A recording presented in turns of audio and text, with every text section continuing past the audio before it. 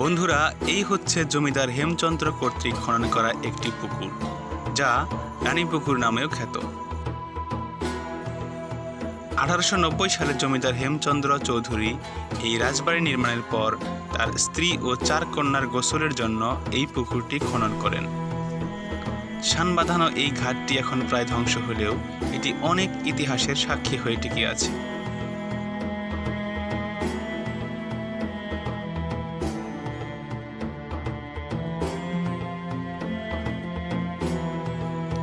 একসময় পুকুর ভরা জল থই থই করলেও বহুকাল অবহেলা, অযত্ন আর উপযুক্ত রক্ষণাবেক্ষণের অভাবে পুকুরটি প্রায় মৃত।